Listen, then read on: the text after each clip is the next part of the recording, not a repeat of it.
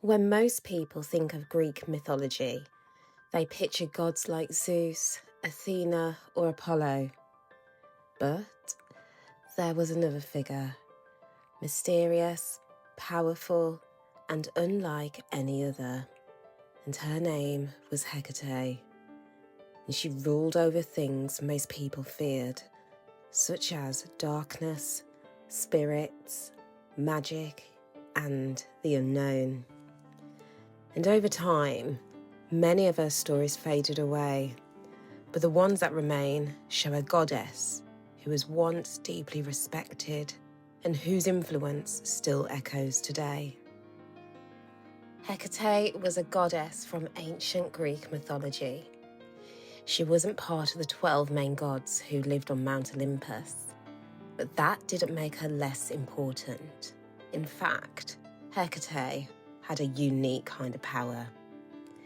She was the daughter of two ancient titans, powerful beings that came before the Olympian gods.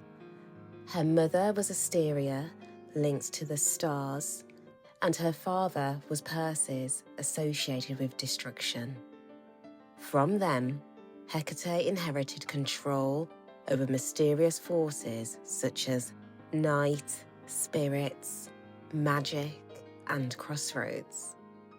Places where choices are made and fate can shift. And personally, I find it just so fascinating that she wasn't an Olympian, but still had such a wide-reaching influence. It almost, to me, just makes her feel so much more independent, like she existed outside the rules of other gods. Unlike many gods who are in charge of just one thing, Hecate had influence over many areas. People believe she could move between the world of the living and the world of the dead. She could see the past, the present, and the future all at once. She was also connected to the moon, especially its darker phases, and she carried torches to guide people through the night, both literally and spiritually. People would call on her for protection, for luck at crossroads, and for help communicating with spirits. And to me, that just makes her one of the most relatable deities. Someone who wasn't just about one aspect of life, but someone who could walk with people through their toughest moments. Hecate doesn't appear in as many stories as other gods, but the ones that do exist are just so powerful. One of the most important myths is about Persephone, a young goddess who was taken to the underworld by Hades. Now, when Persephone disappeared, her mother Demeter searched everywhere for her, but no one knew what happened, except for Hecate. She had heard Persephone's cries and helped Demeter find her. From then on, Hecate became a companion to Persephone, even guiding her to safety through the underworld. There are also darker stories. In one myth, Hecate turns a woman named Gale into a polecat, which is kind of like a weasel-like animal. And this was because of her wild and chaotic nature. In another, she transforms a grieving queen named Hecuba into a dog, so she can serve by Hecate's side. These stories show how Hecate is powerful, mysterious, and deeply tied to both punishment and protection. Now, I do think it's just really important not to view her actions too harshly. And this is because my impression anyway is that her stories often reflect balance. For example, guidance on one hand and consequences on the other. Now, in ancient times, people worshipped Hecate in several ways. She had temples, especially in a place called Lagina, in what is now Turkey. But she was also honoured at doorways, crossroads, and city gates. It was very common for families at the time to place small statues of her near their homes for protection. On certain nights, especially when the moon was dark, people would leave offerings like bread, eggs, garlic, or even small sacrifices at crossroads. These were called Hecate's suppers and were meant to keep her happy and ask for her blessings.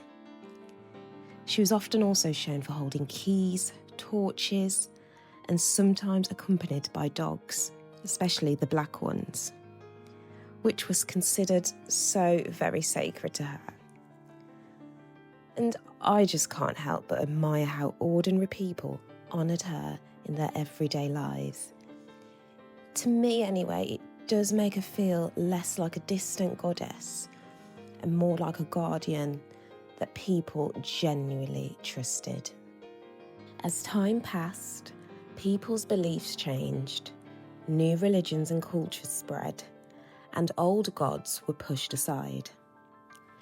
Hecate, who was once respected, became feared because she was linked to ghosts, witches, and the unknown, and people began to see her as dangerous. In later times, she was even used as a symbol of witchcraft or evil magic, and this was far from how she was originally seen. In truth, Hecate was a protector of homes, a guide through darkness, and a symbol of feminine power. And honestly, I just think it's such a shame how often powerful women in history and mythology have been recast as frightening or evil. And it says more about society's fear of female strength than it does about the figures themselves. In recent years, more people have become interested in Hecate again. In modern pagan and spiritual communities, she's seen as a wise, powerful goddess, someone who helps people through personal transformation, protects outsiders, and teaches inner strength. She has become a symbol for those who feel misunderstood or left out.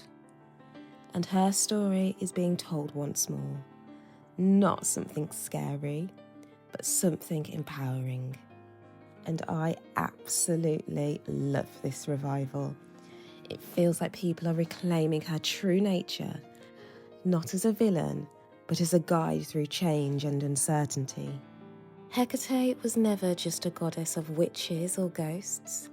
She was a protector, a guide, and a powerful force in the ancient world. Although her name was nearly erased, her story has survived, passed down in whispers, symbols, and forgotten myths.